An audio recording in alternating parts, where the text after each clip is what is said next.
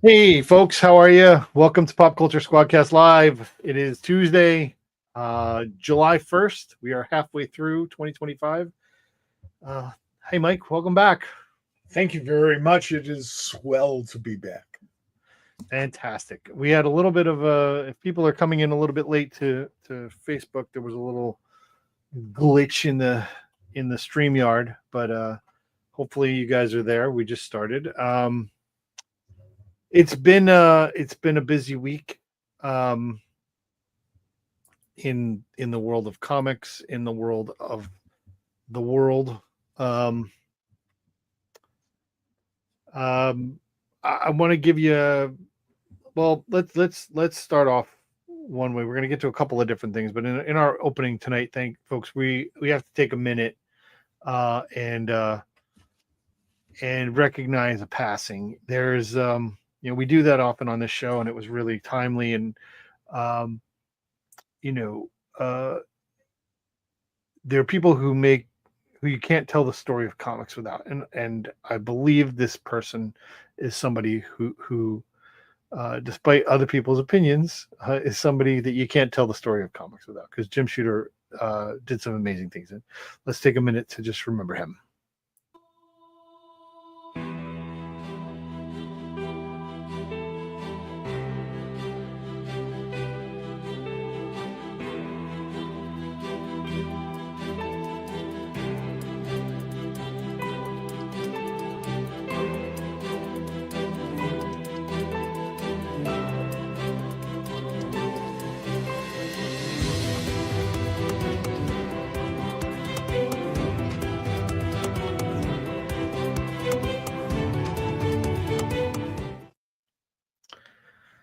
So, Mike, I'd like to give you the opportunity to kind of, talk about your experiences with Jim. Well, yeah, I mean, I've known him for about 50 years. Yeah. Last time I saw Jim was Baltimore the year before last. Okay. And at the convention. And Jim had asked me something really odd. Back in the late 70s, when I was one of the people doing the Chicago Comic Con, I asked Jim if he would draw our program book cover, which amazed and astonished him. But I did remember that he started out as an artist, not necessarily doing comics. He decided after drawing stuff that maybe he was a better writer and a better editor for that matter.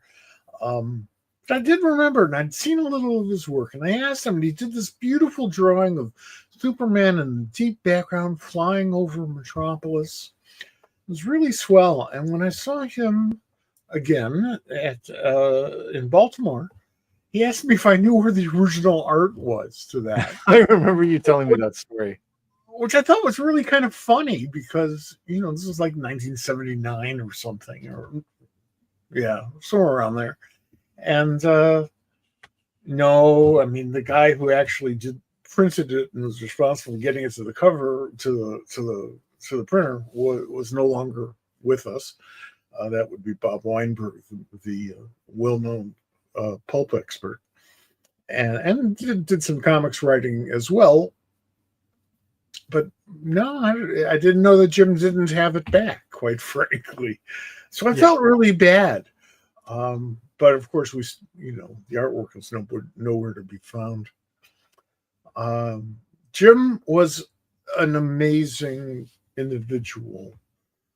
He had great gravitas and knew how to use that as a human, as an executive, as an editor. He probably grew up knowing how to use it. And as such, he could be, sort of an intimidating force to some creative people, particularly since Jim was editor-in-chief at Marvel. And, pretty much what he said was it for editorial decisions. If he said, I don't like the way this works, change it, please. That's pretty much a direct order. So it depends on which side of that you're on. If Jim fussed too much with your stuff, in your opinion, then maybe you didn't care for him as much as those who were on the other side. But that should not have had an effect on his uh, reputation, on his historical place in comics. He was one of our truly great writers, one of our truly youngest writers, and as such is an inspiration. He got in when he was 13. Well, wasn't printed till he was 14. Well, yeah, geez. But he got in when he was 13. When I was 13, I got in trouble. Yeah. You know, Jim got into the comics business, which is a different form of trouble, and he was great at it. And he rose all the way up to editor in chief of Marvel. Started up a bunch of comic book publishing companies after that. Not only does his work speak for itself, but his career speaks for itself, and there's a lot there for us to hold on to and think, hey, this guy was pretty damn good. If you were one of Jim's supporters, and I don't mean that in any negative sense whatsoever, Jim was extremely loyal. There are guys like Steve Ditko and Len Wein, who and Jim Starlin, I think, who really, Jim really stood behind those guys and helped make them the mega talents that they were, even though they were already in the business before Jim became EIC. So I respect him. I've never worked with him. We've been, like I said, we've been friends for half a century. My enduring set of remembrances, almost every year I would run into either Archie Goodwin or Jim Shooter, never together, at the airport flying to the San Diego Comic-Con. Because in New York, on the way there. Yes, because there was only one direct flight to San Diego. It was on TWA. For those of you who are as old as I am, you'll remember that company. And we all wanted to be on a direct flight because we're in the comics business and we get lost easily. And Jim, I always showed up early because I lived far away, so I took my time getting to the airport. Jim was also one of those early guys, and we would chat, and he would talk about like what's new and whatever really cool brand new talent he had just discovered or got a chance to work with. And that sense of enthusiasm, which I understand all too well, being an editor, is infectious and is not part of his public persona, him getting all excited about something really cool and really creative. But he had that in him. And I had to go to the airport every year to find it, but it was great fun. I look forward to that. Now I don't go to San Diego, and it doesn't matter because obviously nor does Jim. Well, I think I'm frozen a little bit here. Not sure why. You're breaking up, which I'm told is hard to do. So, of course, I move my camera like as if that should help you any. Can you hear me? Can I hear you? Are you frozen? Am I just chatting out into the ether again? Okay, you haven't moved, so I assume you're frozen or I went away somewhere.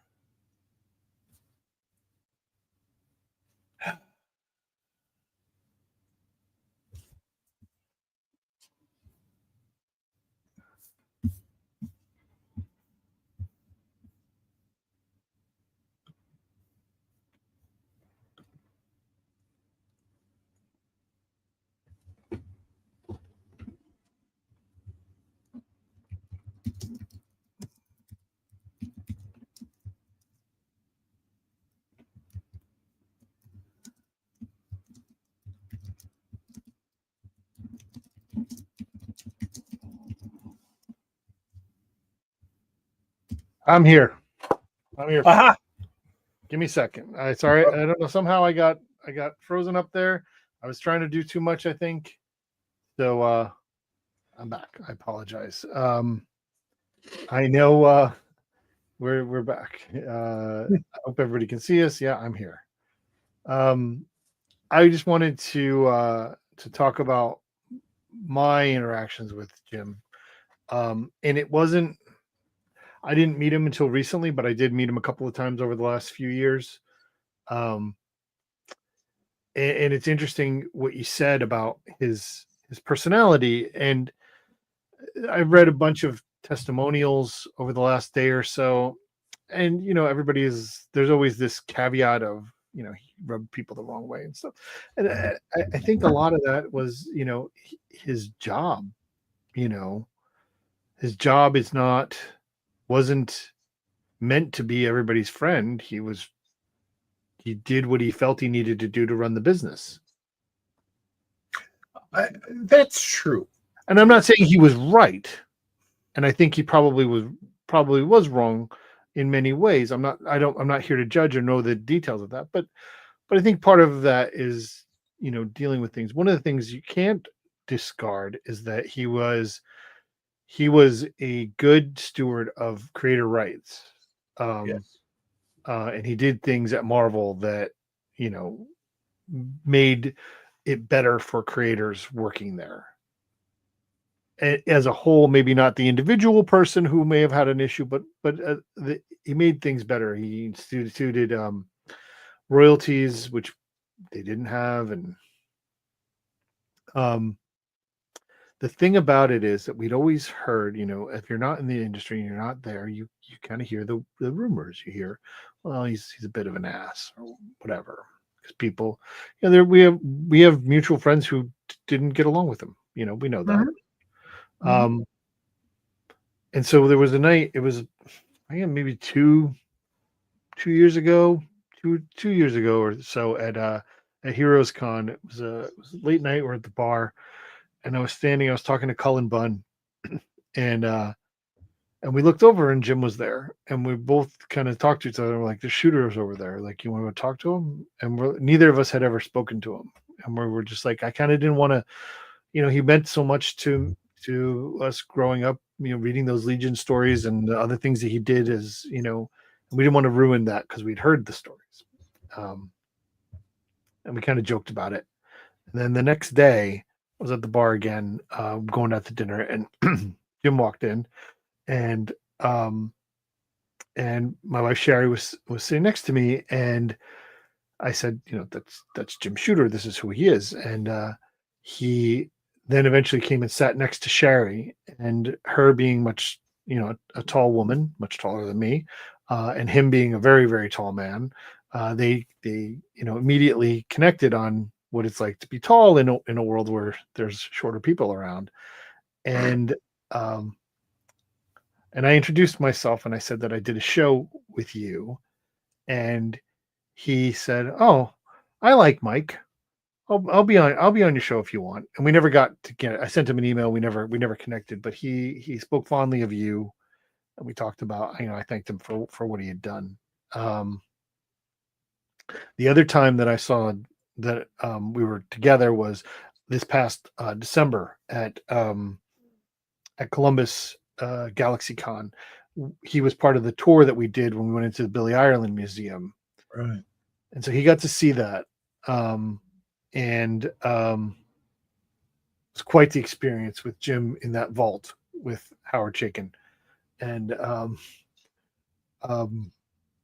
it was really interesting because at the end of the day, he loved comics, and he loved the art about it, and he loved the storytelling. And it comes down to it that he told stories that are important to this day.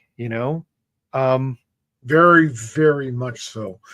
so many of his really important stories over at Marvel were seemed to be sort of one-offs, or weren't like major series in terms of paperback reprints and that sort of thing.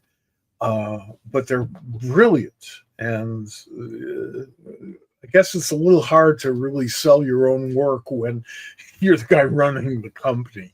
You don't really feel comfortable doing that. But if anything, I think whereas Jim's career is probably not overrated, his work as a writer has been underrated. I think so. I mean, look at this. This was his first. This was his first adventure comics.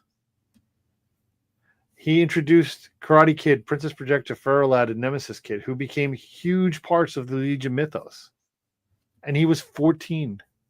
Yeah, he was 14 when it was published. 13 when he wrote it. Yes. My recollection is that he had sent he sent the whole thing to Mort. To Mort, who was not necessarily the most pleasant of all humans. Mm-hmm. And a lot of discussions about Jim today sort of degenerated into righteous indignation at Mort Weisinger.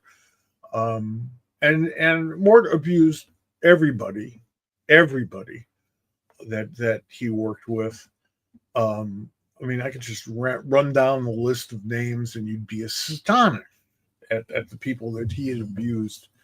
But the two people he perhaps abused the most, and it's not a race, were Jim and Nelson Bridwell, who he abused actually a lot worse because Nelson was his assistant. And yet when Mort died, Jim called me at DC to get the information about the funeral, and I was a little surprised. I mean, we sent some of our executives to that funeral at DC, from DC, because DC should be represented there. But for guys like Jim and Nelson, it was personal. He was a father figure to Jim. Yep. I mean,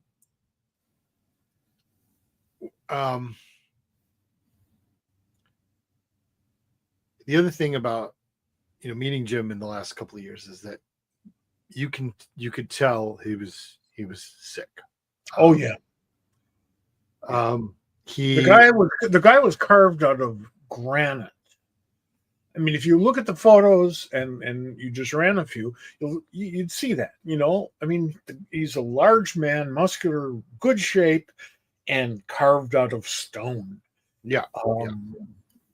He was sick. You could tell that he'd been dealing with illness, and and so when I saw the news yesterday and I texted you, my biggest concern, my biggest thought was he doesn't have to fight anymore. He can rest, because he fought hard, and it was very, you could tell that the disease had ravaged him significantly. Yeah, that sadly is what a lot of folks experience, and a lot of us will experience as we get older. But yes, the natural response to seeing a friend of yours in that type of condition, the most natural response is to think, well, at least he's out of his pain. Mm-hmm. And it's so sad. I mean, 73 is, first of all, a little younger than me. That's a little younger than you. I didn't realize quite that. You should have. You got a late start in your career. You were selling stuff at 13. Actually, I got my start at 15. Well, it's true. I mean, and you were out there doing some things at 18 when I was, trying to figure out how to, walk and chew gum. And how's that working out? It's not good. It's not good. No. But I want to. We got to pivot because we do have a guest tonight, and I'm going to do a little bit of a weird pivot. And it's about this. This I think is his first action comics. Jim's first action comics, and I didn't realize that he created Parasite. John updated him. Ostrander updated him later on, but ironically, there's a fan theory running around that Ultraman is the Parasite. I don't know what that is. It's the one thing about this movie that's coming out that nobody knows, and we're not going to find out until we go see it. And I don't want to hear any spoilers about it. Nobody knows who's Ultraman and what's underneath that mask. One of the theories coming out in 2 weeks. Yes. Yes. It's less than 2 weeks. It's next week. Next week. Next Friday. Oh my God. Well, then it's like 10, 11 days. Yeah. So yeah. I don't know. It's just interesting. How ironic would it be that if it is, and this is what's happened. It's ironic on so many levels. And you know, when some event happens, we all look at the cards and see what it's close to and how weird that is and all that. Sure. But I think, you know, I mean, Jim's passing helps us recall his work on the Superman myth and his work on the Legion in particular, not only because it was his first in comics, but because the Legion was not intended to be a big starring vehicle for anybody. It turned out to be for quite a lot of people: Paul Levitz, Dave Cockrum, Mike Grell. But Keith Giffen. I think Jim is very much responsible for that. I agree. And Parasite was a great creation, not just because he's an interesting character, but because, quite frankly, Superman didn't have a really great bad guy. They never understood what to do with Luthor. They wound up doing some nice stories, but is he a scientist? Is he a businessman? Does he hate Superman? Is he just a crook? You know, and Jim brought focus onto that. Enormous amount of focus before the Julie Schwartz era, when people think it started to coalesce. No. Jim was responsible for an awful lot of that. How he got it past or through Mort, I don't know. But evidently the two of them agreed that was the right thing to do. Yeah, that's great. If you go to popculturesquad.com right now, you'll find Mike's column from yesterday, where he's talking about how James Gunn has to be completely beside himself with anxiety right now. And I agree 100% that it is everything within a combination of the movie industry, the comics industry, Hollywood is riding on the cape in this picture and a little dog, and also a robot that we'll find out in a couple of weeks after that. But there's so much riding on this. There's some people, some influencers that I follow, that I pay attention to, and they kind of said it, you know, independently, that these two movies that are coming out in the next couple of weeks are really, really important in terms of what today's box office looks like, how you go about making movies. Is there an appetite still for cape movies or comic book movies, which are not necessarily the same thing? No, they're all the same thing. The issue is, I really hope it's a good movie. I have good feelings that it's going to be a good movie. I hope people like it. There's this intense feeling of cynicism that people approach media with today, and it feels that way, that they go in expecting to be disappointed and find the disappointment in the thing that they're expecting, as opposed to going in and just finding enjoyment. Well, I mean, I find that to be true being a Cubs fan, but yes, I mean that's true. I trust James Gunn to do a knowledgeable movie because that is very clear from his previous Cape movies Mhm. and from his attitude about Superman. But Sure. let's face it, this is Superman. This is the vortex of all American comics superheroes, the capiest of all capes. So it should be that much better. It should be as great. It should have as great an impact in 2025 as the first Christopher Reeve movie had in 1978. It should be that type of thunder and lightning. That's what we're hoping for. But also, Warner Brothers is the second largest media empire in America. You know, there's a lot riding on here. They're breaking up again. They're being sold and spun off, and geez.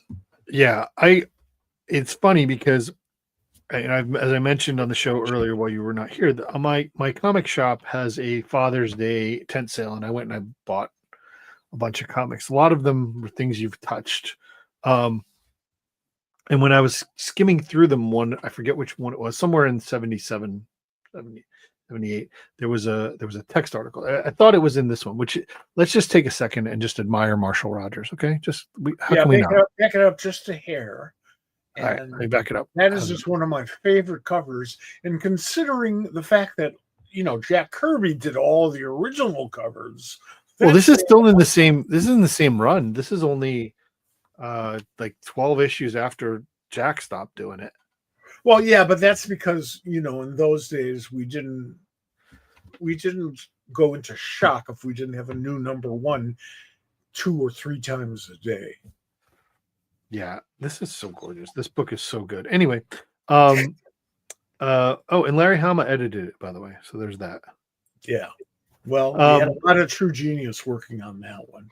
But anyway, in there's a bunch of copy that you did, some house ads and stuff, and I thought that was in there. But there was a piece that I saw where it was a text piece talking about Christopher Reeve as Superman was about to come out.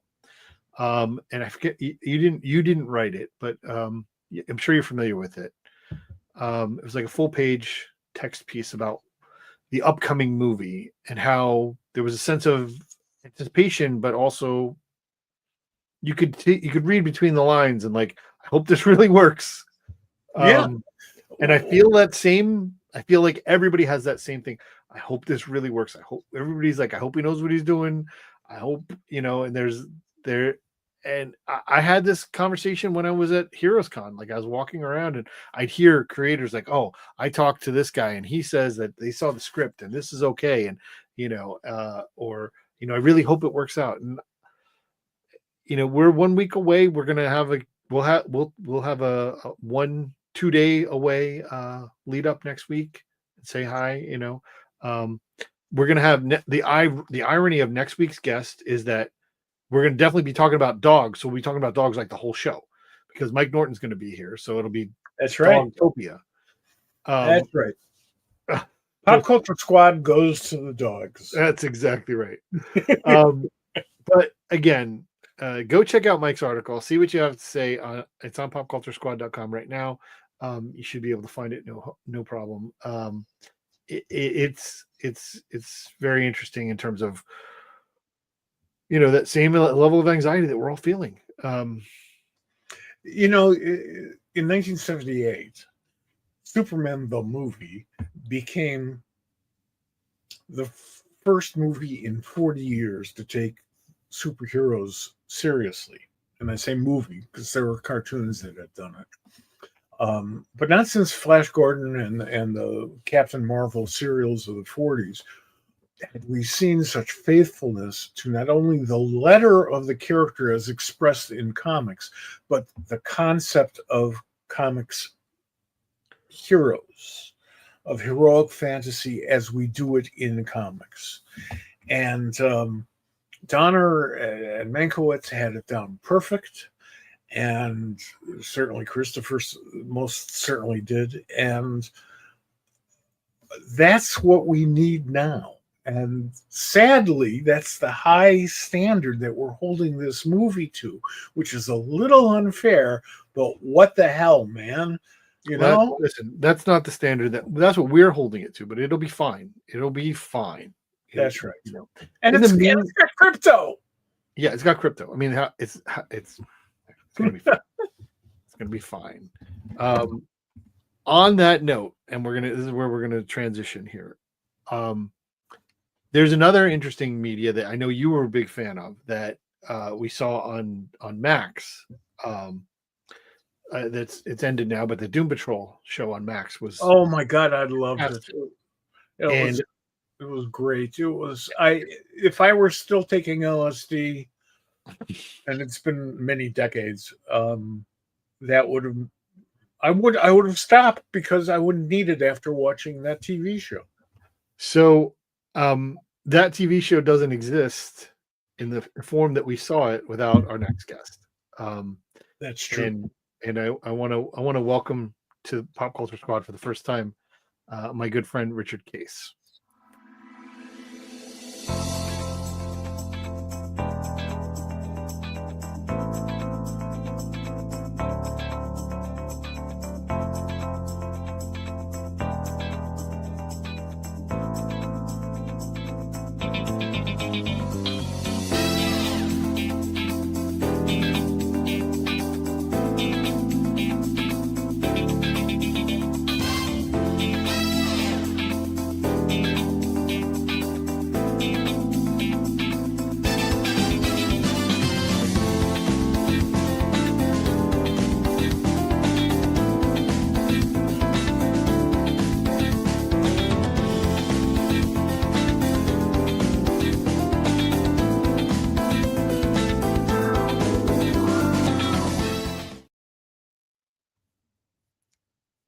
Hey, you're muted. I'm gonna unmute you.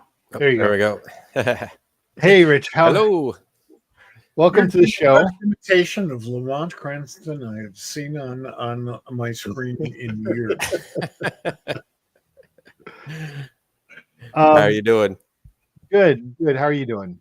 I'm doing all right. All How you doing, Mike? Good to see you. I'm doing swell. It's oddly enough, it's 1,000 degrees outside, which always pisses me off. And I take it personally, but I'm inside. So you take it personally, do you? Yeah. Oh, yeah. So, I'm so glad Mike's back tonight because I really wanted him to be here because there's an interesting part. Like the beginning of your career is highlighted by two things, and Mike had a role or some tangential things in both of them. One was your first real work was doing Doctor Strange with Peter Gillis, who was a someone that Mike hired often, and then you left that. Ironically, we had talked about this about a month ago when Butch Geese passed away, that you left Doctor Strange and he took over. Right. You left Doctor Strange for Doom Patrol, of which Mike was the group editor at the time. Bob Greenberger was the editor who hired you, but Mike was his boss at the time. And which I didn't even realize at the time. But well, I'm sure. We kept that a secret. For good reasons, I'm sure. We knew that Bob was going to go into teaching and, the real world. But essentially, you went from Peter Gillis, who Mike texted me earlier, said could have been Doctor Strange, to Grant Morrison, who probably was Doctor Strange. Oh, yeah. At least on some level, yeah. In some level. Yeah. I mean, that's a crazy way to start a career. Yeah, for sure. I wouldn't have had it any other way, Sure. I mean, I was always more interested in the strange characters anyway, the weirdos and stuff. So when you guys are talking about the Superman movie, it's like, yeah, I love the Superman stuff, but it's like I would have never I would never have even wanted to like draw a Superman comic. All right. So you brought that up. Let's Sure. talk about this then. So when you were approached to do Doom Patrol, Yeah. how did that come about for you? Like what So was the idea that it came so to the you that, impetus for that was, so it happened in a weird way because I was actually happy doing Strange because I loved Doctor Strange as a kid. So it was a fun gig. We'd just gone from the Strange Tales, little 11-page stories to full issues. right? Um, and so we had some nice momentum going.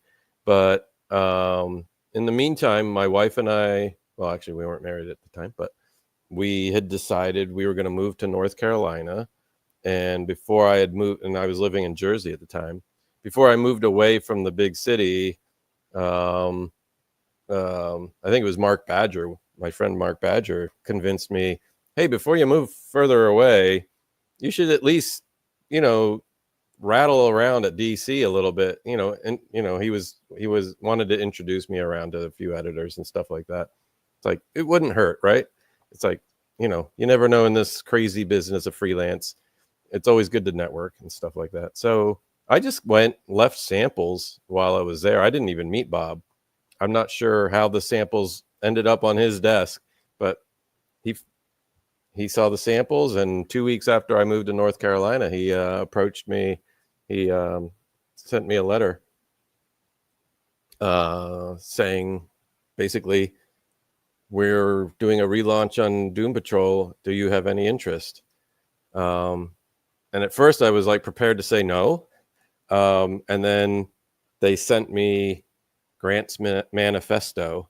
Also, he said, because Grant had just started working in American comics. So he said, Yeah, go look at Animal Man. right. So Animal Man, Animal but only Man a couple of 2 was issues. just, yeah, Yeah, Animal Man only, 2 had just come out. okay. So I went to the local comic shop here and found that, read that, was amazed.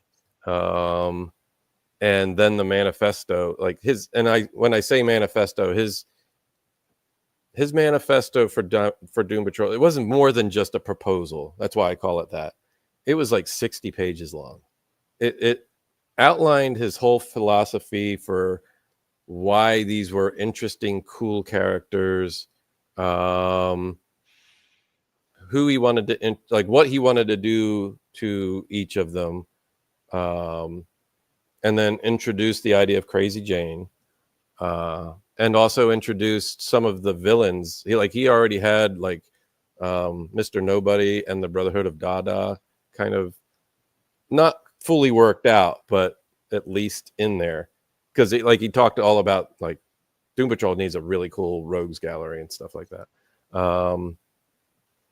Talked about the Scissormen, talked about Red Jack, even talked about things like further on down the road, I totally see like maybe twice a year, be past in an arc of a story, we're going to focus in on one character.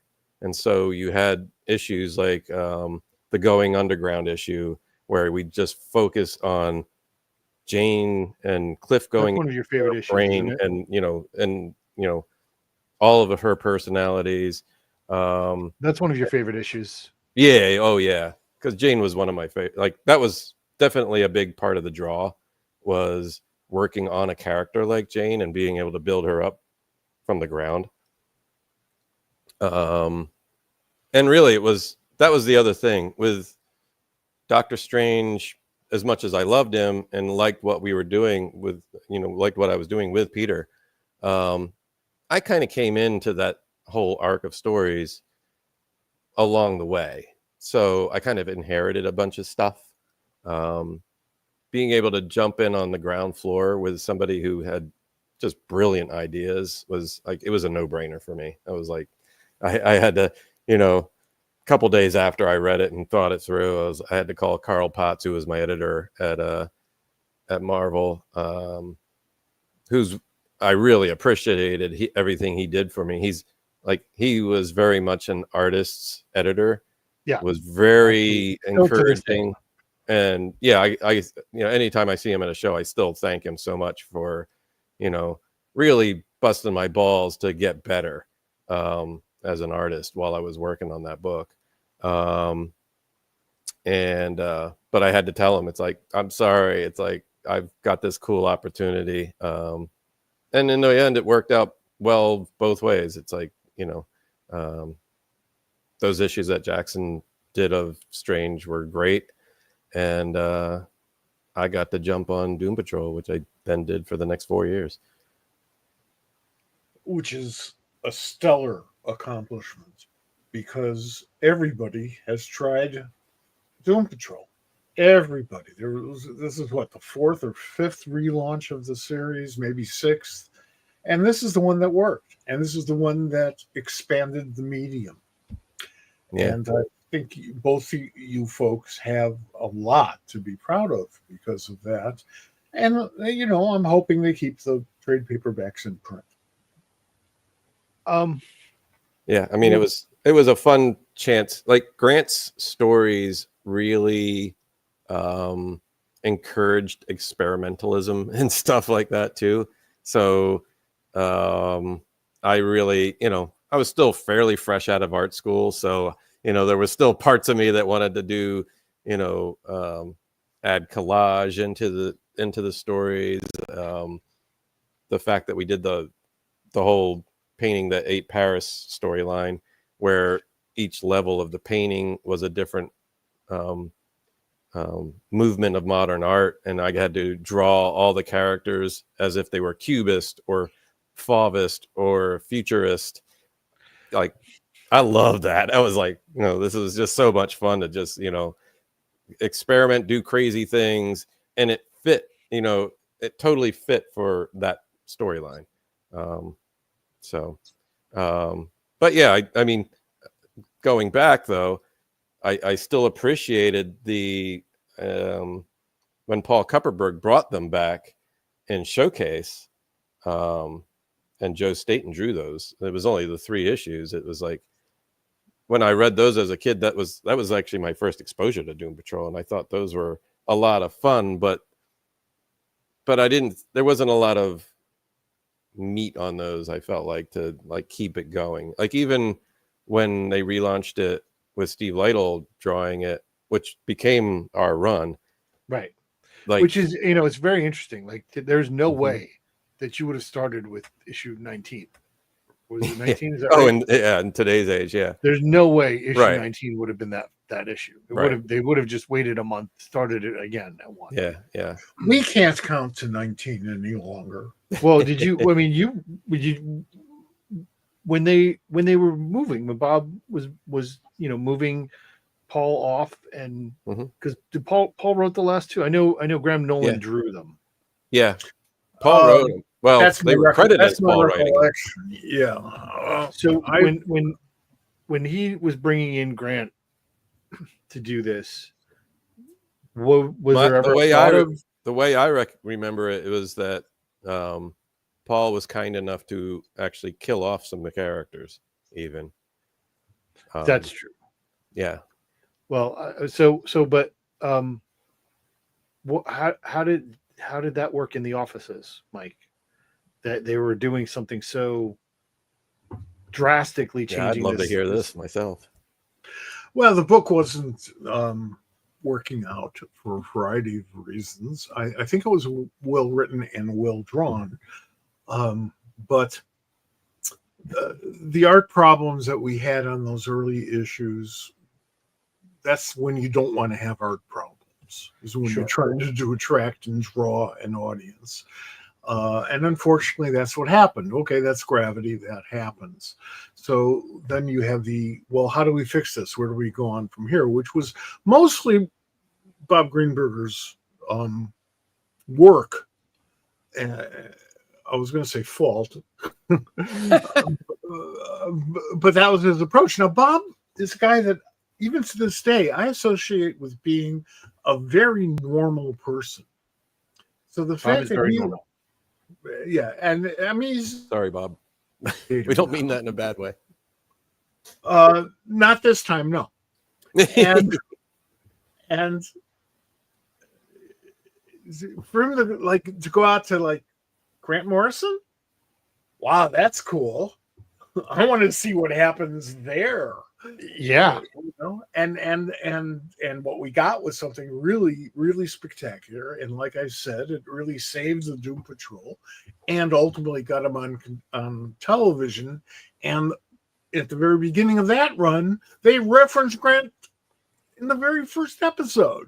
Yeah, So, they mention him by name. Mr. Nobody mentions him by name. Yeah. I know, that's amazing. So we're going to come back to some of this, but I need to pivot to this. So this is Mr. Nobody for people who don't know. This is Rich Case's Mr. Nobody, and then Alec Tudyk as Mr. Nobody. What was your first of all? What was the instruction on designing Mr. Nobody that he resurrected from like a 1964 issue? Yeah. And then what was your experience? What was the feeling of seeing Alan, so first off, you have to credit Grant so he actually did do a sketch of what but his description for him at first was he's supposed to look like something you see just out of your peripheral, and when you turn to look to see it, it's not there any longer. I was like, well, how the fuck do you draw that? And so this is what he came up with, something like this, and I just kind of breathed life into that basically. So yeah, it's like obviously when the TV series came, it's like it'd be interesting to see how they would translate that. Like I thought they did a pretty good job with it. It's like I get that you still want to see the actor. Obviously the actor always wants to have his face still present when there's money so involved. they did a pretty cool job of taking both that aspect of it and then abstracting it in a way that meets our vision of what he looked like. So yeah, I was fairly happy with it. Do you know where the name Mr. Nobody came from? Because I do. Okay. I mean, I know he references it in the script, but because he's like just a nobody of a character. Right. But was there more to it than that? Well, there was a history. Okay. I don't know if Grant was aware of it. Sure. I believe Grant was aware of it. I would suspect he was. Yeah. I believe that too. In the early 1930s, there was this guy running for president, and nobody really loved the guy who was president at that time. And they thought, oh, it's time for a change. Yeah. So when the Democratic Convention came down in 32, they nominated Franklin Delano Roosevelt as their candidate. People did not know Roosevelt because we didn't have television in those days. And he didn't have the Firesign Theater chats or Firesign. I'm sorry, that's a great mistake to make. The Firesign chats that he had as president. So most of the rest of the country referred to him as Mr. Nobody. Oh. Because they didn't know who he was, other than, well, he's sort of related to Teddy Roosevelt. Right. And he's not the guys that caused the Depression. And maybe that's all they needed to know. Yeah. But he was anybody but those guys. Really. But that Mr. Nobody was immortalized in a Betty Boop cartoon. Oh, no shit. Okay. And yeah, I'm sure it's on YouTube because I can't imagine anybody renewing the copyright on that. And even if it isn't, it will be in a day or two. And it's a great Betty Boop cartoon. I mean, it's an early Fleischer Studio cartoon, and they were. It's not that they were making fun of FDR; they were just capitalizing on the fact that we were about to elect Mr. Nobody as president. Yeah. Which also Um, makes me think, well, he definitely must have, for the whole nobody for president, when he came back, when we Yeah, brought him back a couple years later. yeah. yeah, yeah. So, you know, you were mentioning your style, and it's something that goes. You mentioned like the way you got to do things differently. Mhm. There is something about your style, and sorry, I'm going to praise you a lot here. Um, there is there's something about the work that you did on Doom Patrol that, whether you like it or not, it was inspirational to a whole lot of people because of the thing that you did. You were doing something with lines and curves and and and heavy inks in places that was completely opposite of what was the hip cool thing of the time. And there was a whole shitload of emo kids who went and read Doom Patrol instead of, Brigade, or or Yeah, yeah. and and and that And that's why what we had to make fun of it with the Doom Force special too. yes, exactly, that's the whole point. It was, but there was, what were your inspirations for in the medium that you were in, using the style that you have perfected? Especially when I got on Doom Patrol. So, I mean, and you already know this. It's like Simonson was a big influence on me. Um, which was true even before I then did work with him. I interned with Walt for, a summer.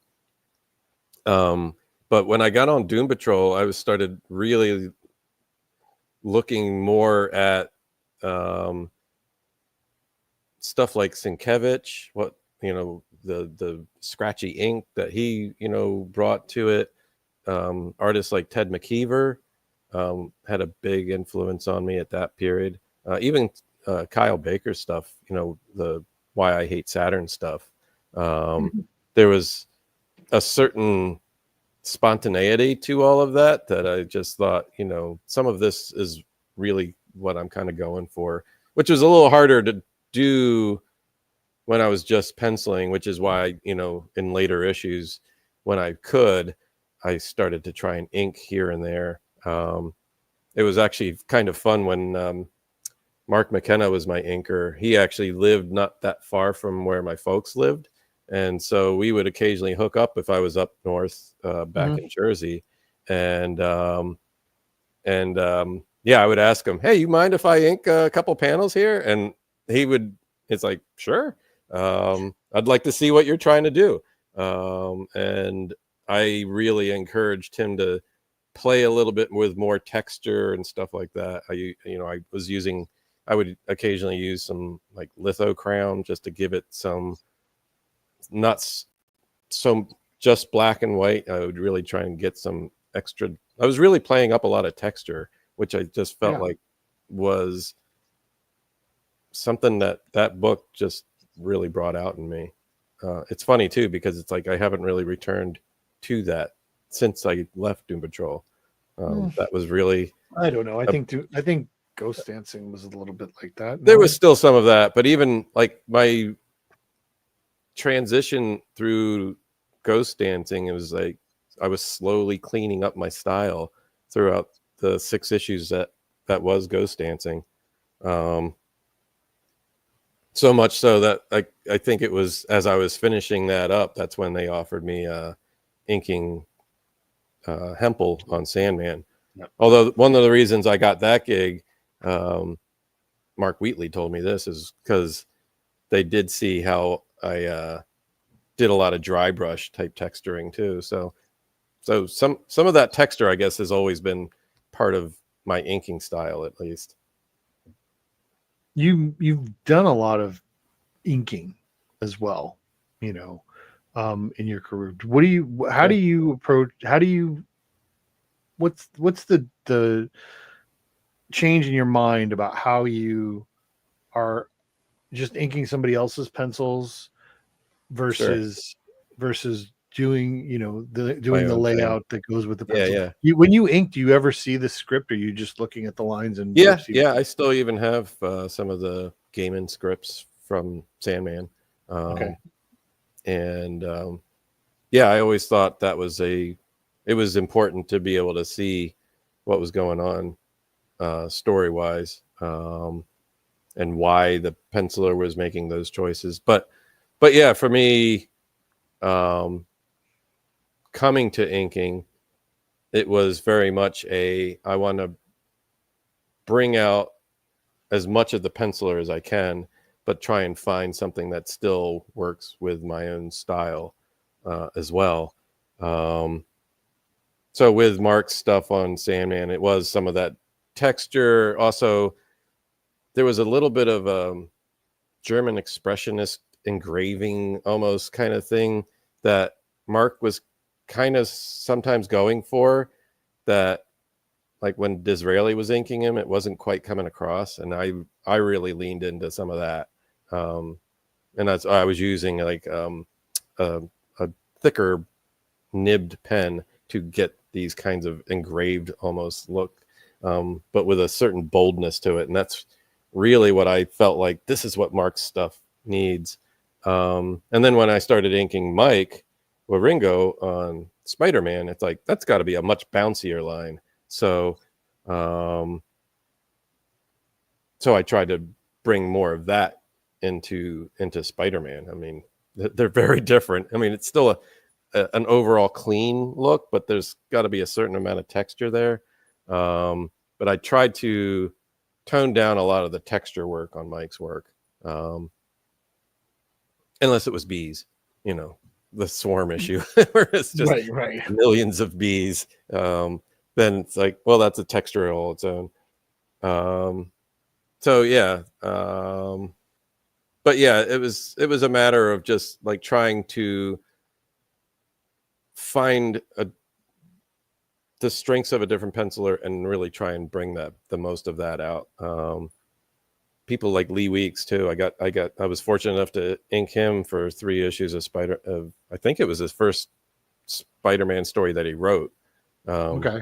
And so it was very close to him, and he was another case where he's like, he kind of busted my balls a little bit to, you know, get me to use more brush, because I was very much more a pen guy when I started inking him, and he's like, no, I like this needs to have that you know, juicy but still feathery ink lines that you can only get from a brush. So he kept pushing me to like use more brush, and it's like, all right, I'm going to do it, Lee. And yeah, by the end, he was much happier with the work I was doing. And it's like, and again, you know, those were the kind, like, to me, that was a great experience with working with artists of that type, because it was a great learning, and, you know, more than just a collaborative effort. It was a good learning experience for me too, to like have to work with somebody that, you know, would challenge me that way. So, and I use that, you know, again, that kind of helped me in my own work, you know, when I returned to, you know, going back to penciling and inking myself, you know, it was like another tool that I could use. And it was like, actually, I think for this job, this is more of what I want to bring out of it, that kind of thing. I think I'm trying to find a way to turn a comment into a question, and it probably doesn't deserve it. It deserves to be a comment. You seem to spend a lot more time than most people when they're talking about their own work about how much thought you put into it. And is that representative of your technique, that you really think things through and make those and propose those choices to yourself and then work that through? I guess so. I mean, I feel like most artists, you know, think a lot about these things, but I I don't know. But certainly many of them do. I mean, a lot of my friends will talk about technique and stuff like that. But yeah, I, I guess I don't actually really know. Yeah, You just but I can't do. I think. feel like I feel like most artists, we do think a lot about technique and how we want to approach a job differently. But I do suppose not every some artists probably do they just do their one thing. To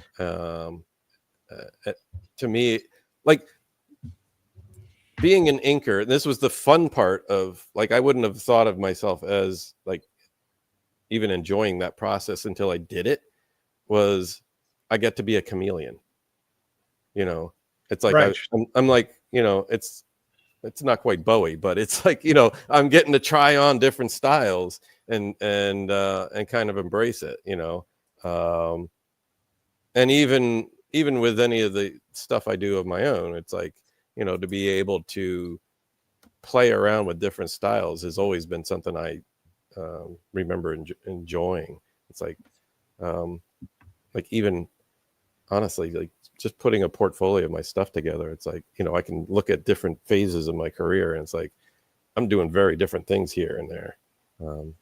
And so some of that's just, because I like to experiment and try different things. So Well, I I'd mean, like everybody out there in Etherland to know that it is not always the case that the inker will read the script. One would think that that would benefit the inker. I think that, and I gather you do because you read the scripts. sure. Not everybody does that, or certainly not everybody has done that. Sometimes you don't have the time to do that if you're under a deadline crunch. And I don't think Vinnie Coletta ever read a script or even looked at the art he was inking.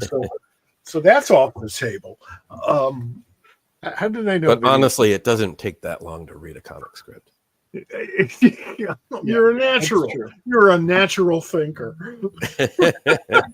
I'm gonna jump in on what Mike's saying, and I think that you have a point about the way that Rich approaches things, but I also think that it is also second nature to him because of the people that he was around, and I think that, and we're gonna segue into the story that I want you to tell now, because you when you were working and you were when you were doing stuff like that and you moved down to North Carolina, you were working in a studio with a bunch of other people and you kind of Eventually fed I off was, of each yeah. other. What? Right. Eventually I was. Eventually, Yeah. not initially, Yeah. but like At at some first I point, was definitely solo. Yeah. first you're solo, but like you part of growing is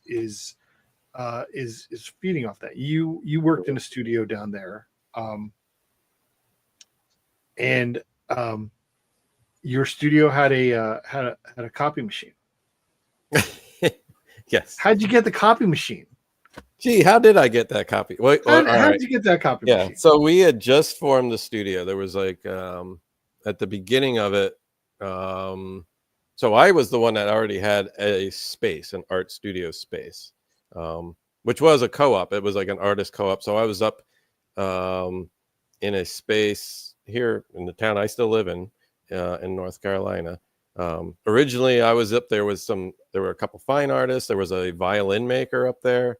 And then one of the other spaces opened up, and one of the other guys, Chuck Wojciech, who lived in the area, we had been talking about, like, it'd be kind of cool to like have space together, and maybe we can encourage some others to join. So at some point in the summer of '93, I think it was, we had convinced Mike Ringo, Jeff Parker, John Lowe, those were the core of us, to join us, and they moved into our studio space, and then once we did that, it's like, well, now we need to start buying the equipment that you do to actually, I mean, like, that's the benefit of it.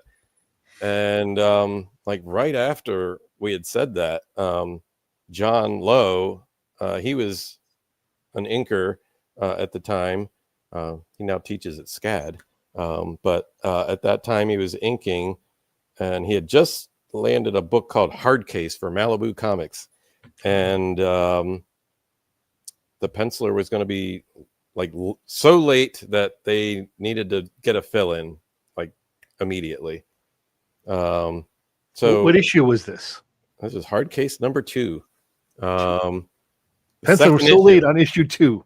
Yeah, the first issue took so long for the penciler. Sort of like Doom Patrol. Oh, geez. Please, It all comes around again. So, at any rate, I don't remember if it was John's idea or we all just said, we could do that for you. That's like we've pulled our forces together, and so he's like, you know what? Why don't we just do it, and then we'll take the proceeds from it and buy office equipment. And that's exactly what we did. So this whole issue we did in a week, pencils and inks. I laid out the whole thing. I was like, literally, and I did the layouts on 8.5 by 11, basically the size of the comic. And almost as soon as I finished a page, I'd hand it off. And I had a projector also at the studio, and they would project it onto the bigger boards, and somebody would start penciling it. And as soon as they were done penciling it, somebody else would start inking it. And we got that whole issue done in a week. And oh my God, you found it. Oh, look at that. Yeah.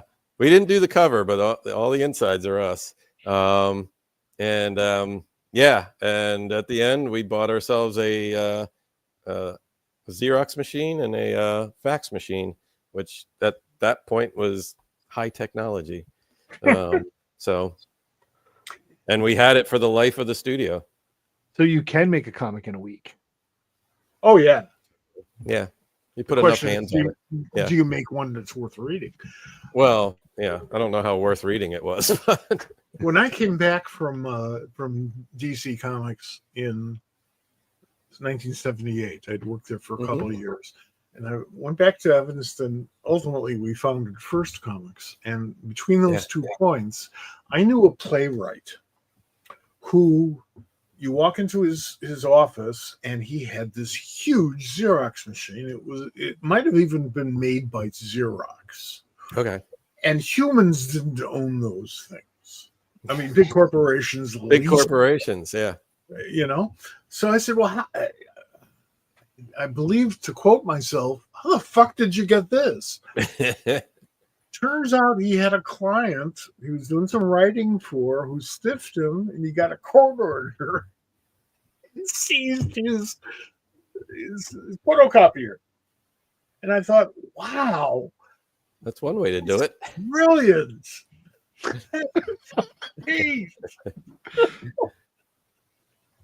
Well, you talking about that big machine though just reminded me. It's like, yeah, we bought the thing, but we actually had to, because we had a long, very narrow and very steep set of stairs to get. Oh. And so yeah, we had to actually haul that motherfucker up there. And then we moved out of that space like 3 months later or something and got a bigger space. And so we had to haul it down and back up to another second story. No, that's crazy. Yeah. And now that second space was the space we lived in for the rest of our studio's existence. Now you have to explain to some people why those photocopiers were necessary. Oh, yeah. Well, and I saw a plot point about 2 weeks ago on Criminal Minds, Joey Mantegna's show, about kids who didn't understand what a fax machine was. This is in the middle of a big murder story, I should point out. And I'm sitting there thinking, like, God, I'm old. Mm-hmm. Luckily, anytime you start explaining old technology to kids, it's like, that's right. Yeah. Luckily, Joe Mantegna is actually a little bit older than I am, and we went back to one of John Ostrander's first professional jobs, writing a play called Bloody Bess with a guy named William J. Norris and with Stuart Gordon, and Joey Montaigne and Dennis Franz did their first work together on that play, along with Meshach Taylor, and it was an all-star piracy play. Along with Meshach Taylor. Just throw that in. Like, this is going weird enough. And then Meshach Taylor makes an appearance. How did these stories happen? The Organic Theater in Chicago, which was a magical place in those days. And John was a fan, as was I. And John was also roommate of one of the actors, who is a brilliant, died about 2 years ago, but one of the brilliant stage actors most brilliant I've ever seen. Just a great guy. They wound up living together, these two guys, along with others, and that's how John kind of weaseled his way into being a playwright. No. He didn't have to move in here in order to get into comics, but that's how John Ostrander got into being a playwright. So, we talked a lot about Doom Patrol, and we could probably do that for another couple hours. We're not going to. There's something else that's really important.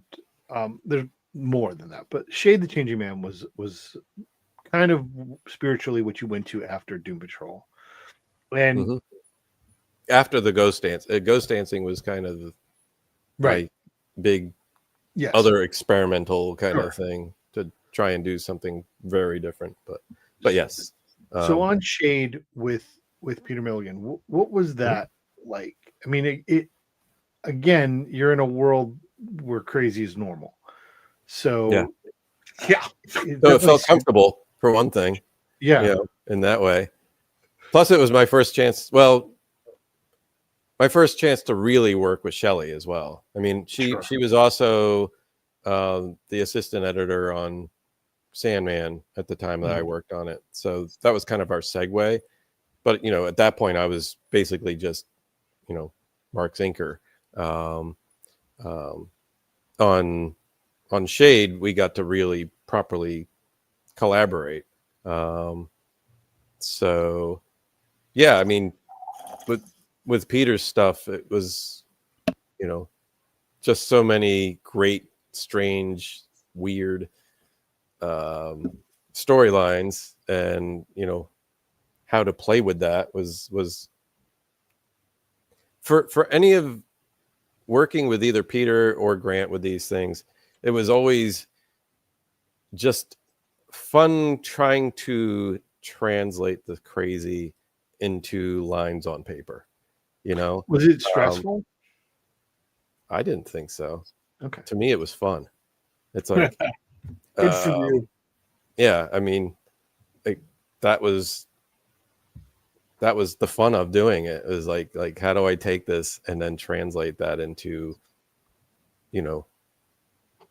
something people can follow and read and that kind of stuff. The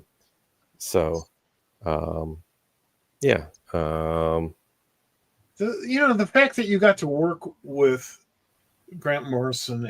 I've been really lucky with my career. And Peter Milligan. I mean, my God, these are two of the most bizarrely innovative writers around. Zenith is one of the most phenomenal projects I've ever read. And I'm not trying to say that you're lucky. I'm trying to say you're a good fit. Well, thanks. I mean, I like to think so, but yeah, it's like, I mean, I did kind of find my niche, I guess, within the medium. You throw Rachel Pollack into the mix of somebody else you worked with. I mean, there's that. I mean, even the stuff the 3 issues of Nighthawk I did with Jim Kruger. It's like, that wasn't exactly a straightforward, it was one of the old Defenders. And you might almost say he was kind of the most straightforward of the Defenders from, when I was reading as a kid. He was basically the millionaire that backed them, but he still, he spun a story that was like interesting to me. It's like, we're going to take him to hell and, throw Daredevil into the mix too. That kind of stuff. and so we still got to do some strange little adventures, even with this fairly straight-laced hero as well. So yeah, I guess that just kind of became my thing, which I want to. I'm okay with. Well, let's come back to Ghost Dancing. We kind of mentioned it Sure. earlier. Mhm. I mean, Jamie Delano wrote it. Am I right? Yep. And of a similar ilk as Mhm. Grant and Yeah, Neil and all of them, and Peter, the British guy with the strange sensibility. right. And a quiet demeanor. What was that experience like? Because that was kind of Well, it you were started off already in you a were really cool established. way. I'm sorry. It's different when you got the Doom Patrol, because like you're this guy who was doing Doctor Strange, nothing bad about that, but you had 5 issues or something like that, and now you're coming off like a 30 40 was it 40, how many issues of Doom Patrol was it? 41, 40 something like that. 41 issues of Doom Patrol, where you've Yeah. reestablished, reinvented, and done this stuff. Now you're going to work on something that's much more Well, truly new, I right. mean, we built that from nothing. I had to do a ton of research for one thing, because I really didn't know a whole lot about Native American Did you different. travel out there then?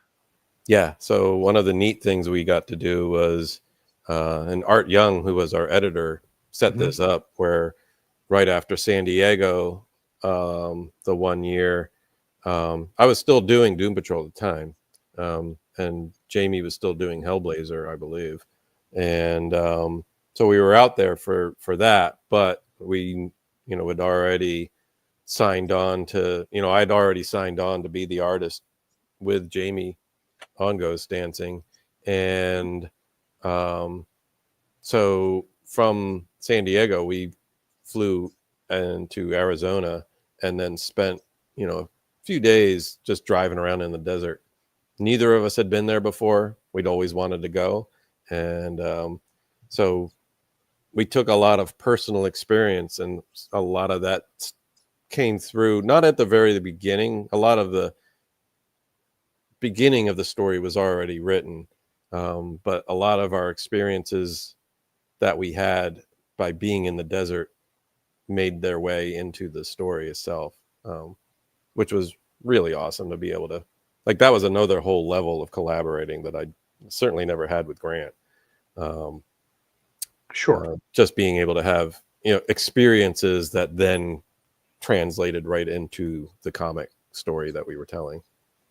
Just even scenes like, I mean, there was a scene, a time where we, we were just going to camp out on a picnic table near this giant butte, like probably 20 miles outside of town. And I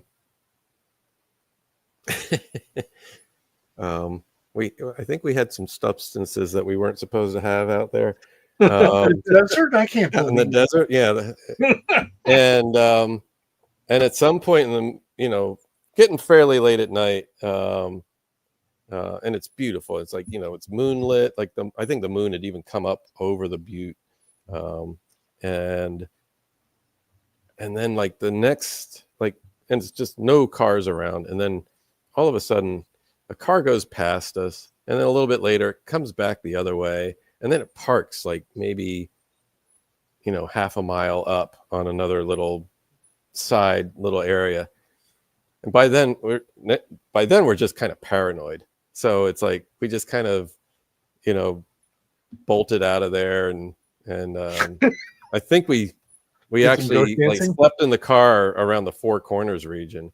We probably drove, like an hour to get there, late at night. And it's like that event doesn't, like, there's nothing quite like that in the story, but that definitely tuned some of the scenes in the story with like some of this extra paranoia and some of the, just the visuals of, headlights off in the distance and the moon up over the butte. And, it was a lot of those type elements that kind of added flavor to the story. I feel like. I've had weird experiences in the desert as well. Not a lot because I haven't spent that much time in the desert. Yeah. But I do highly recommend to people who are just tired of the same old thing every day. Yeah. Go camping out in the desert, any desert, but it has to be a big one. And just observe, feel the breeze, look at whatever animals and insects and stuff. It's not what you're used to, unless of course you're used to that environment. I'm a big city boy. It's definitely not the big city. Yep. It's not the big city. It's also not the woods of North Carolina where I live. Oh, it is antithetical to all of that, and really kind of a cool experience. It's like visiting another planet. So that was like the first of after that I became obsessed with the desert. So I go out there. I wouldn't say regularly, but I've been out there many times. Go often. I would say often.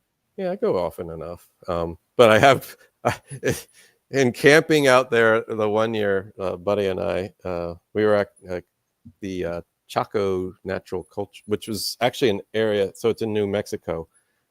It's one of the places Jamie really wanted to go to, but we just didn't have time to get there on that first trip. But so the years later, I finally got there with my best buddy from college. We went out and we were camping there, and when you talk about the wildlife, it's like it was a beautiful scene, and yet we should have seen the signs because we were right near a cliff, and there was a bunch of bird crap there, and I was like, didn't think about that until in the middle of the night and all night long there's a screech owl up there, and it's young, so the mother would go out and the baby was screeching until the mom came back all night long. And that was like, yeah. So. Hey, look, I'm the same way. Where in New Mexico? What's this? It's Chaco culture. So it's like northwest New Mexico. Mm-hmm. It's northwest of Albuquerque. It's getting up towards the Four Corners region. Right. Yeah, I know that. But yeah, you have to go down dirt roads to get there. But it's basically this whole area where there's these Anasazi ruins. And it's also like one of those areas where, the sun, it'll track the solstice kind of thing. Is built to, so it's really a very cool space. I've been in that region. I've camped out in the desert in that region. Yeah. Oh, it's beautiful. One of the most amazing experiences this city boy has ever had. For sure. Yeah, it's not far from the Bisty Badlands either, which is some of the most surreal landscapes I've ever been to. I didn't discover that till just a few years ago when I found that. It gave me more. Just went out there solo. Warner Brothers. Yeah. Oh yeah. Absolutely. It's like rock can't really do that, and yet there it is. It's like It's like in places it's as thin as taffy. It looks like, and it's like just held up by like next to nothing of a piece of rock, and I was like, Anyway, it's held up by concept. That's all. Sorry, we haven't even talking about comics at all. Well, I want to not talk about comics some more, but I want to do it in a different way. So over the last 15 to 20 years, you've been doing something other than comics. You kind of transitioned your day job to something that's computer. You work for Red Storm Studios, which is a gaming company. Right. Yeah, we're part of Ubisoft. So I've been a concept artist in video games for the last 20 years. So what is that? What is that? First of all, but second of all, how does your previous career, your previous primary career Mhm. influence what you do? So what concept art is? It's basically the beginnings. So it's like the pre-visualization of what a game might look like, or what aspects of the game are going to look like. So if I'm doing environments, we're doing like paintings or drawings of what that landscape might look like, or and in conjunction with the game designers that work out what the space needs to do for a game play. So often they'll even take an area and do what they call a gray box of it. And so it's like we need cover here, like especially if it's a shooter game. It's like, cover has to be here and it needs to be this, and this. But now we need somebody to imagine what is all this stuff all these boxes. And that's where I'll come in and do paint overs of what that space might look like, and imagine it as, a marina, near, some harbor, something like that. And then place all that stuff and make that look kind of realistic. And if it's character stuff, it's just feeling out what the different characters are, and what they need to be part of the game. Sometimes I'm working on even developing, technology for what the props might look like, that kinds of stuff. But I got my start there by doing storyboards, which is very much just like comics. It was just, they were doing storyboards for some of the narrative scenes. And in those earlier days, there were a lot more of those kinds of film cuts, because they were almost like, back in the early days of video games, they needed time for load. It was basically a loading screen. So for like the next world to load, there needed to be something else going on to keep the attention of the gamers. So they would play these little movies kind of thing. Well, they don't need that anymore. It's like, as technology has gotten better, there's not these huge loading times. So there's not as much call for the storyboards, but because I was there, it's like I started to learn how to do the concept stuff. And so that, but the other what the second part of your question was, where did my comics background helps in that I'm still story focused, and my approach to creating a scene. But also one thing that's different is, it has to also be very game focused too. So there've been too many times, and I still sometimes have to stop myself because in comics, storytelling is king. In games, gameplay is king. And this was a lesson that sometimes you learn the hard way. If you put too much into just the story of it, you sometimes have an interesting story, but not necessarily a fun game to play. And so that's also part of the balance that you have to, ideally you have both, a really good story that actually makes a fun game. But if you have a good story without the good fun game, you don't have a good game. Right. It always seemed to me, and I don't know that much. I know a lot of people like you who have worked in the medium, but it seems to me that the more development work you do on character, the harder it is to play the game. The more you're taking away from the game, they become the character. And that is, I could be totally full of shit about that. I am about so many other things, but still, it seems to me that that's what makes it completely different from comics. Comics, we do the character. We spend so much time working on character, day by day, panel by panel. Yeah. But you don't have that type of leeway or experience. It depends on the game too. I mean, there is a certain amount for sure, where you get to build it, but you are at the end of the day, it's like, especially if you're creating characters that the players are playing as that character, you want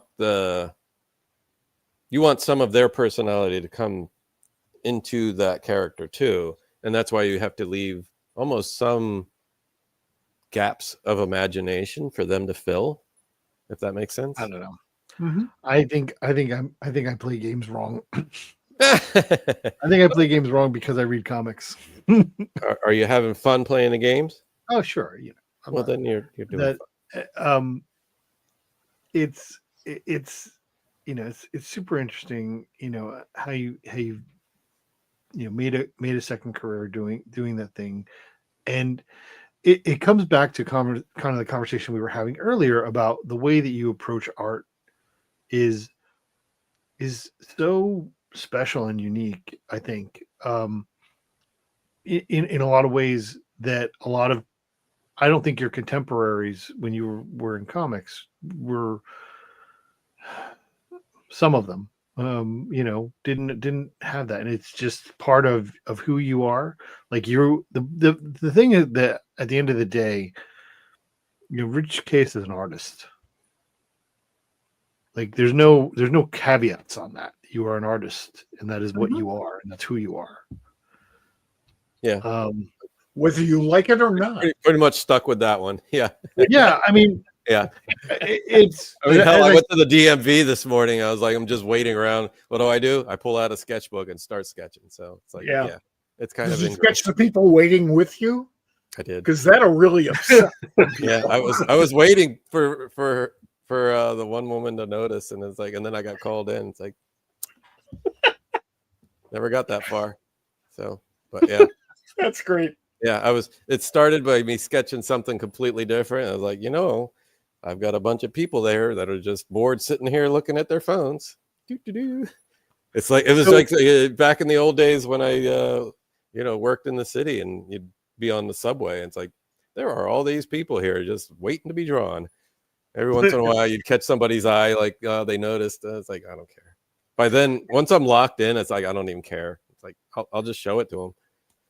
The funny thing is, if you look at the history of the last 100 years worth of subways, a lot of great sketches have been done. Oh God, yeah.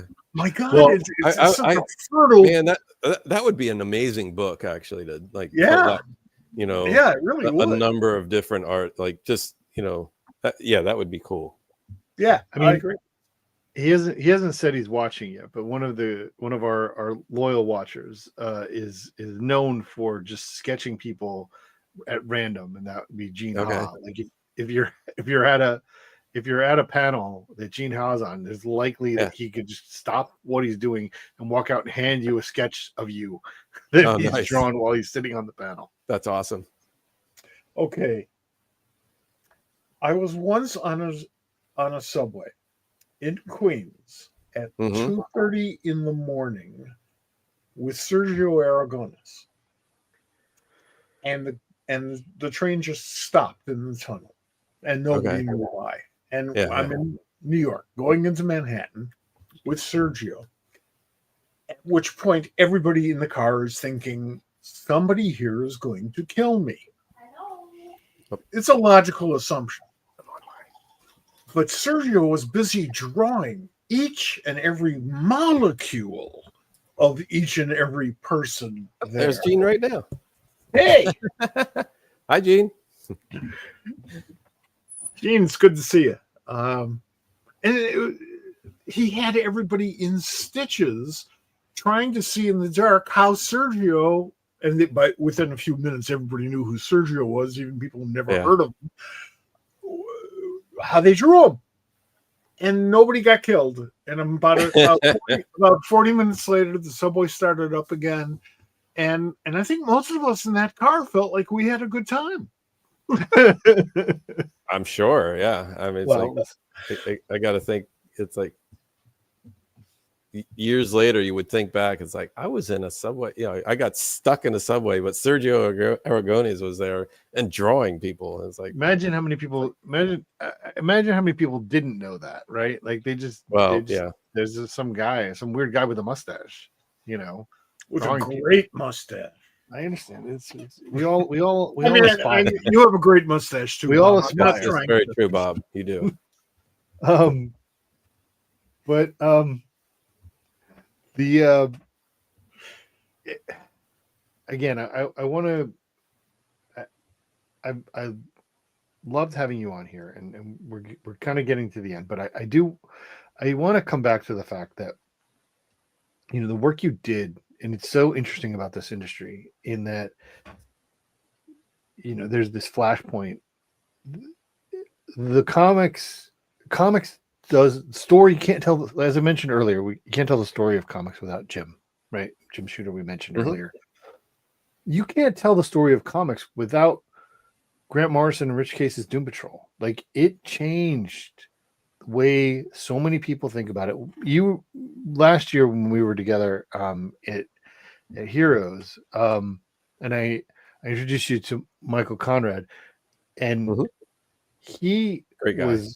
He's a great guy, but like he was super excited to meet you because of what you had done, and he's doing things that, again, I don't think if you didn't do the things you did, he wouldn't have. It made an effect on that, and I think that's important, and I hope you can recognize that. I know it's difficult. I know you're a humble person. I'm not saying that, but Yeah, I always like, it was all Grant that they were responding to. It's not. It's not. I like to think one of the most gifted artists around, Richard. I like to think that in the same way that Cliff Steele was like the one that tried to make sense out of all the weird shit that was going on in the stories, that maybe I was a little bit of that for Grant. So I like that. I see that. I can see that. I like that. But let me tell you, nobody drew Cliff as well as you did. I mean, well, thanks. he's still a hell of a lot of fun to draw, I gotta say. Yeah, I mean, and after you guys were done, after you guys were done with what you did, those characters were revitalized in ways they never had been before. There have been multiple attempts at them. Nothing to the level of what you did, but like still, I did really like what Gerard and Nick Darrington were doing. Of course, that it was wonderful. Wonderful stuff. And what I liked what Keith and Matthew Clark did. I enjoyed that run.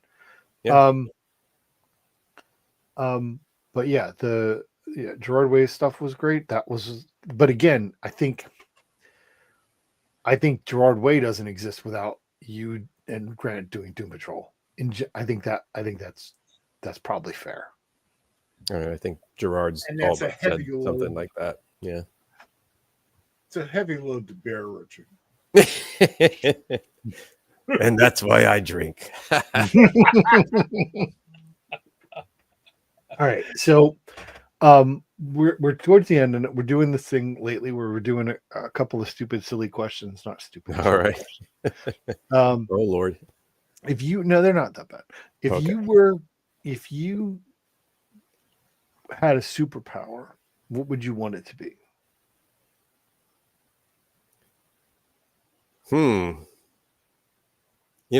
I mean, it's so basic, but the power of flight would be amazing to have. To just, to just be able to fly around and from that vantage point. Like, how do you imagine? Do you manage it to be 11? I had a dream once where I was just running and I put my hands out and I just took off, and it was like just that simple. And it was like, that's always been like, so yeah, nothing crazy weird or anything like that, but it's like, that would just be, especially, as one who likes big open spaces, to be able to just go out there, walk it all around and then see it from above. And it's like, it would just be amazing. So it's interesting. Probably that would be it. I mean, that's my go-to. I totally get that. I want to see the sunrise while I'm in the sunrise. Yeah. right? Yeah. And then What they go about- up through the clouds, to like see it through the layers of the clouds. It's like, Yeah. right. That It's so interesting because it's one of those there's basic. something very pastoral about it. It's like, like I'm not the type to get into, fisticuffs or anything like that. So having super strength, it's like, yeah, I'd be able to open up a ketchup bottle really easily, but it's not Probably too easily. probably too easily. Yeah, exactly. Yeah. I would What probably is- be tearing car doors. It's like, oh, I locked the car. It's like any of that. So I'll Like- take the flight. like it's interesting about that particular superpower because there's multiple ways you can do it. Like there's the concept of like levitation, just kind of like lifting, Sure. lifting yourself off. To the other extreme is like cannonballs flight. Sam Guthrie's Right. flight where it's just a But you're chaotic- always traveling quickly. right. Like I wouldn't But- want that. But I thought one of the things, and Yeah. you won't hear me saying this often. One of the things I really liked about Zack Snyder's take on Superman was that Mhm. flight was work. Like you had to do work to do it. It wasn't, you weren't just floating. Just like magically floating kind of thing. Right. Yeah. What do you think of that, Mike? I think that's a good point. Do you think it should be something that's work or effort Work to based? fly. Wow. Or do you just float up in your above the cloud, above your It's like above your work, sheets? like going for a run. It's like it's like it was pleasurable, but I had to work for it. I go both ways on that one. I want That's both. fair. I I want both. You want both? Yeah. I want to burn wanna be able calories to, as I'm doing it. work for it. I both. Yeah. Both. That's a cool superpower. That I think that's probably the one that would head the list if you took a poll of 200 people or something. That's Yeah, like- I mean, It's I know it's really straightforward. It is like, that was the like Superman. The first thing he did, I'm going to fly. you will believe a man can fly. That was the Exactly, whole, and it's like that was there's the whole the- campaign. there's a reason for that. Yeah. Because there's something very alluring about that. Absolutely. Much more so than just turning invisible or the. I mean, I almost said Crazy Jane's powers because then I have a whole mix, but Yeah, I mean, there's that. yeah, but That's that also goes with a whole lot of crazy. So I don't know that I want that. Just like life. Yeah, exactly. Whole lot of crazy. Yeah. I've been asking this question for the past few weeks to I asked a bunch of creatives, and Mhm. there's a lot of invisible. Okay. Yeah, that's kind of pervy. Exactly. Well, exactly. it's not that it's just that they want to disappear. That's the issue. But you can disappear with flight. Just disappear into the clouds. No, it's good. true. It's and a it good doesn't have to be answer. pervy. There's no right answer or wrong answer. I just think it's interesting. I've gotten like I think more of the I think invisibility has gotten the most, but it's only a few. A lot of people have interesting concepts. You need to create a little graph on I'm going to have to answers start to keeping that. track of it. Yeah, exactly. There, My superpower would be much more nefarious. Yeah. Yeah. I'm nervous about this. The ability to change time, starting with Ooh. last November. That's Well, all right. Very, very valid point there. Yeah. Very valid point there. But anytime you start messing with the time, it's like there's always some other bad mojo going on there somewhere. Yeah, you have to pay for that. But every I once don't in a know, while, but it's like that he got rid of some events in history. It's like it gotta make things better in the long run, right? You would think. one would think. I mean, the one most unimpeachable law that we have, that we all live under, every human being, is the law of unintended consequences. And without that law, we wouldn't have comic books. Think about it. I believe it. I believe it. I know it for sure.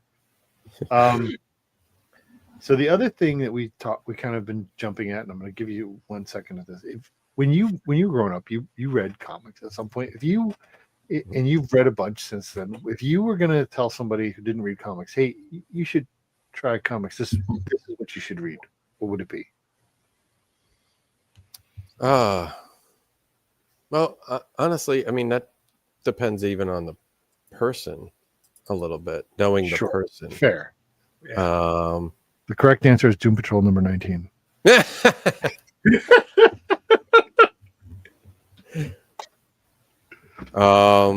I can list a couple. Like if they're into superheroes, but also crime noir, I would say Daredevil, Born Again. Mm-hmm. If they're younger and they're into fantasy stuff, I would say Bone. Like, my kids loved Bone. My son especially. So, I mean, I think he kind of learned to read on that one. That's awesome. It started out with me reading it to him, and then I still even remember giving him lessons about storytelling because it was told so well. And then we would read another comic that wasn't told nearly as well, and we would talk about that. And it was like, that was one of those really cool moments, just to, be able to talk about the process of narrative with him when he was quite young. And then they went into music, so there you go. Yeah. And the other thing I was just because it's fresh on my mind, even though I didn't get to meet him, was Craig Thompson's Blankets. For someone who's like, I've heard freshly that one has out come of up. a relationship. It's like, that story was just like, yeah, I just love that story. So It's interesting. In the people I've asked, Blankets has come up. Bone has come up. All right. So there are other people who agree with you. I'm not that much of a freak, I guess. You got to fix that. Work at it. I've been working at it for years. Huh? All right. So Rich, this has been great. We have to do this again. We can probably fill another couple hours. Oh yeah, because we haven't even mentioned the story I'm doing with Martha. Well, we haven't, but it's not we. She's done all her work. When I finally finished drawing it, secondhand rose, by the way. When I finally finish it, we'll have to have another chat where we talk about that. I'm one of the few people who's been waiting years to read. Yes, you have. Well, I've been waiting. You've also seen the early versions of that story. It's been years that I've been waiting as well, but I wasn't planning on getting on your case about it. But we will definitely, absolutely, have you on when we have something. You'll have to have us both on, because really the writer should talk more about the story. But she has written a very charming story that I'm having a lot of fun illustrating. So I'm glad to hear it. It's nice to see Martha getting back to storytelling. Yeah, for sure, because she's really gifted at it. She's really good at it. Yeah. All right, Rich, we're gonna let you go. All right. Well, thanks very much for inviting me, and it was great seeing both of you. And thank you for doing this. We really appreciate it. I love your work, and I had a blast. Well, I'm glad. We'll see you in Baltimore Comic Con. Yeah, we'll see you at Baltimore. Any other shows? All right. Nope, that's it. Okay. All right. Well, we'll see you there, and I'll be in touch. And I'll when I'm in the area, I'll hit you up. Awesome. All right. See you guys. Bye. Take it easy. That's great. That was everything I wanted it to be. He's brilliant, and I'm glad we're friends, and just so much to offer. That's true, and absolutely a an innovator and an inspiration to the next generation.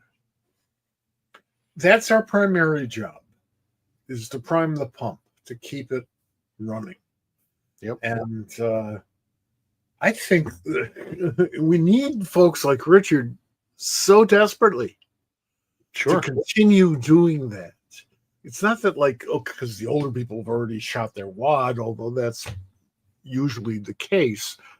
We need new stuff, new approaches, new eyeballs, different ways of looking at things, because time marches on. And it has, but that's the point. Like what he brought to that book, and then continued on from there. But that wasn't that he. If you look at we were looking at Richard at Jim Shooter's work, and when Jim came into the business, comics were an entirely different thing. It was also entirely different 20 years before he came into the business, 20 years after he came into the business. Comics are just totally different, but they've grown and evolved one step at a time. Awesome. So that's the beauty of the medium. All right, folks, we're back next week, Tuesday on July 8th. We're gonna have Mike Norton. He has a Kickstarter out. You can go back it right now on Kickstarter. There's a new Battle Pug story that's coming out. You can go back it right now. You can wait till next week. We're gonna talk about it. We're gonna talk about Mike. Probably talk about Revival. If you're not watching that on Sci-Fi, you might want to check that out because we're gonna talk about it. We're excited for that. The week after that, I don't have a promo yet, but we have Jordan Clark's on. He is a book that's going to be coming out in August from Ahoy that I've been waiting to get to for some time. So he'll be on the week after that. We have some other guests that are already lined up beyond that. So we will be here every Tuesday. We expect you to be there. We have so many people coming online that we may throw a Thursday in there at you. So you should subscribe wherever you are so you know when we go live. I would like to append a shout out to our friend Ed Cato, who was lovely enough to take me out for barbecue. God bless him. Last Friday, we had a fabulous meal, a wonderful conversation that would have made for a terrific SquadCast, except that people would sue us. So, well, Ed's going to be on the show fairly soon as well. We have some stuff we're talking about with him. He will be making an appearance, I'm sure, in the next month or so. I am going to see him in San Diego because we will be on a panel together out there. Ed's important to this thing we do. That's true. That's true. Thank you, folks, for being here.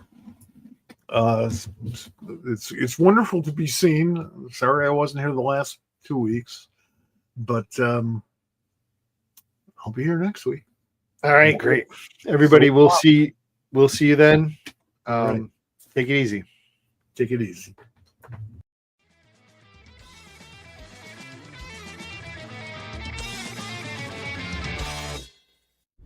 This has been a production of the Pop Culture Squad Network.